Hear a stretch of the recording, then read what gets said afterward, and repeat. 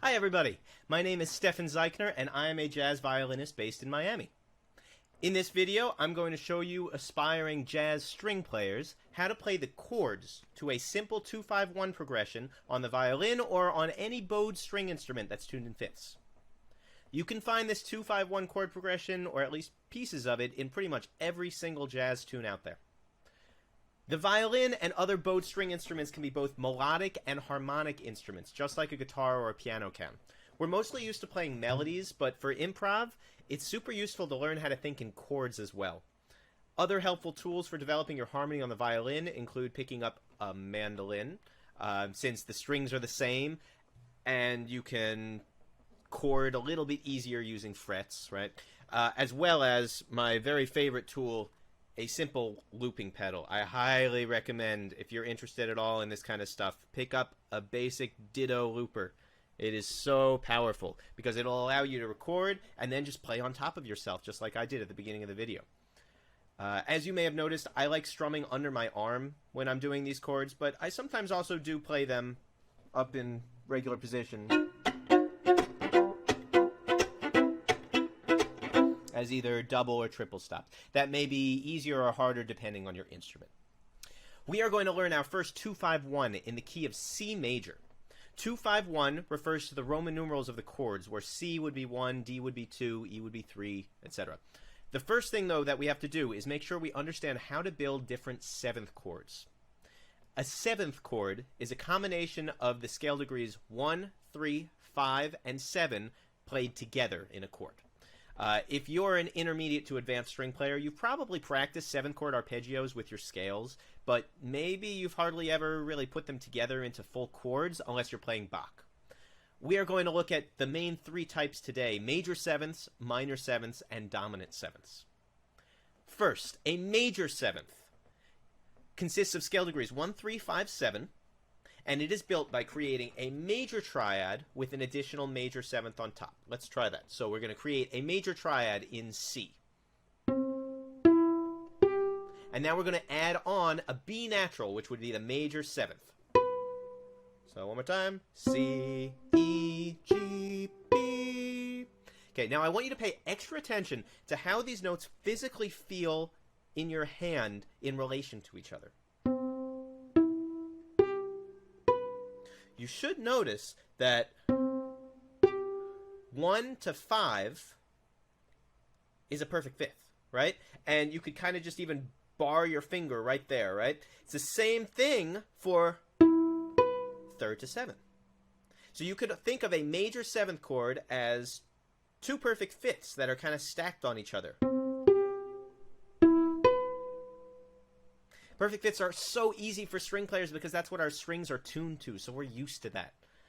So it makes it really easy, I think, to understand some of this. Okay, next, let's look at a minor seventh. We're going to pluck a C minor triad, but we're going to add a minor seventh on top of that. So that would be a B flat. Let's try that again. Again, paying attention to how it feels and how your fingers feel in relationship to each other. Perfect fifth. 3rd to the 7 is also a perfect fifth. Again, it's exactly like the other one, but it starts a half step lower. Right? So E flat to B flat instead of E natural to B natural. Finally, the last type. The dominant seventh fits right in between these 2 hand shapes. Let's start by arpeggiating a C major triad. C, E, G. But this time we're going to add a minor seventh on top. So let's try that again. Okay. 1 to 5 is yet again a perfect fifth. However, 3rd to 7th is no longer a perfect fifth. It is a half step lower than that, creating a tritone. This is very important because the purpose of the dominant chord is to create tension. And the tritone interval is all about tension. Western harmony is all about creating tension and then releasing it. So tension, tension, and then finally relaxing and releasing, right? And that's all a 2-5-1 is really doing. Okay, now that we understand how to build the main three types of seventh chords, minor 7, major 7, dominant 7, now we're going to see how each of these seventh chord qualities fit inside of a standard 2-5-1. Here we have a 2-5-1 in the key of C, which would be a D chord, a G chord, and a C chord, right? And the qualities that these would normally have in a major 2-5-1 chord progression would be a minor 7th, a dominant 7th, and a major 7th. Now, I've also written here different ways that you might see those chord types, these seventh chord qualities written in a lead sheet. Sometimes you might just have a -7 for minor. Sometimes different editors or different fonts will give you a lowercase m7, right? So those are the different options that you might see out in the real world. Now let's get to playing chords. Out of the 4 pitches in most seventh chords, some notes are more important than others. The 3rd and the 7th are the most important, because without hearing those, you would not be able to differentiate between the different types of chord qualities, meaning you couldn't tell whether something is a minor 7th or a dominant 7th or a major 7th. They would kind of just sound all the same with this perfect fit, right? Therefore, we need to make sure that the 3rd and the 7th of each chord are there as much as possible. The 1 and the 5 are much less important, because with the 1 being, you know, maybe the 1 is a little bit more important just because it's the root, but you could generally, if you just heard the 3rd and the 7, you could assume that that sounds kind of like a major 7th chord. If you hear a chord that consists of just 1, 3, and 7, most of the time you're going to be able to identify what its chord quality is. Creating a chord with just 1, 3, and 7 scale degrees is called a shell voicing. And shell voicings are what I'll be teaching you guys today. I create entire tunes recording myself strumming only shell voicings for the harmony, and they work great. It's also a really good thing to practice playing just the 3rds and 7ths as a double stop or separate, because they're the most important chord notes. So when you're soloing, if you know exactly where the 3rd or the 7th is at all times, you always have a good note that'll sound really strong and comfortable inside of the chord.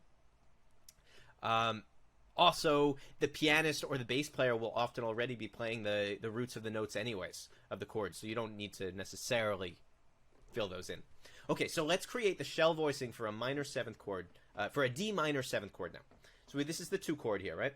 So D minor 7th. Start with a D minor triad. And now we're going to add on the minor 7th.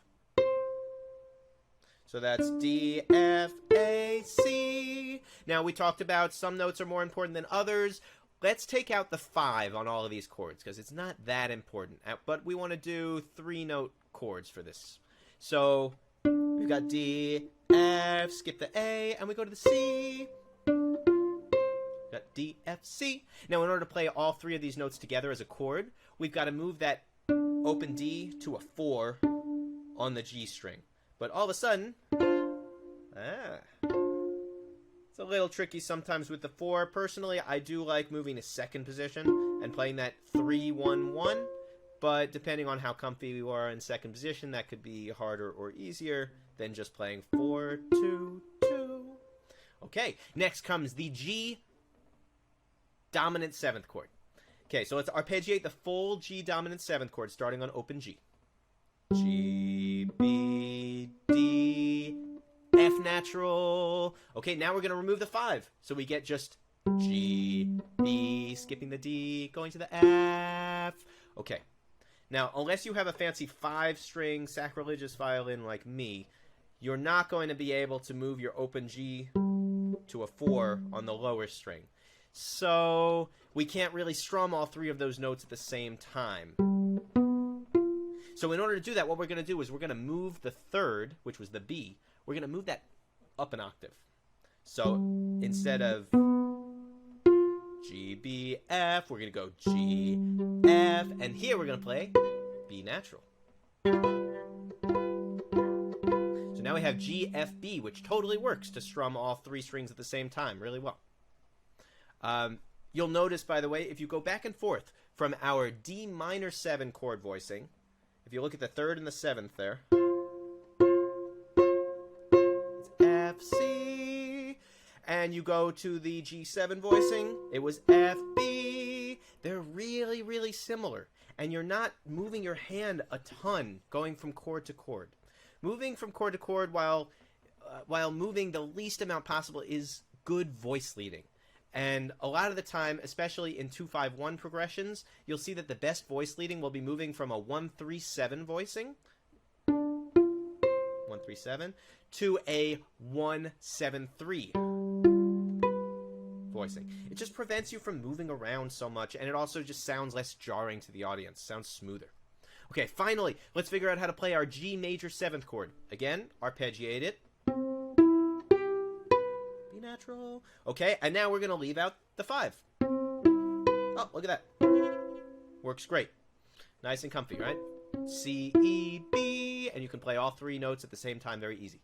All right, now let's put all 3 of these chords together. I recommend first taking a pretty slow tempo and strumming 4 quarter notes for each chord with a bit of maybe a faster stroke on 2 and 4. So let's try that together. 1, 2, 3, D chord, D minor. G7, C major 7.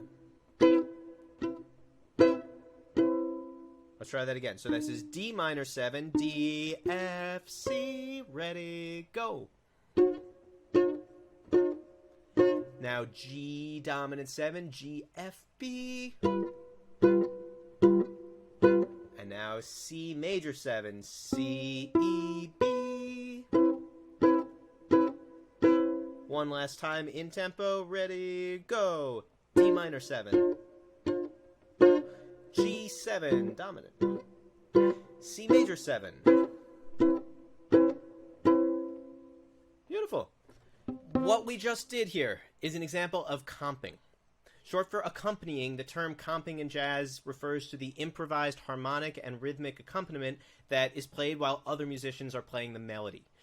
You can use this skill when playing with others, or you can even lay them down in a loop for yourself, just like I do. The other important skill to develop for good comping is to know some good rhythms to use for the chords. Straight quarter notes, with the slight emphasis on 2 and 4, like we just did, are known as Freddie Green style comping.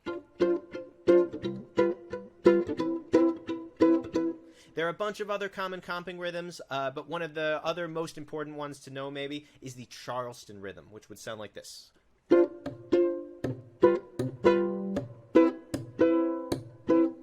This comes from the famous tune Charleston.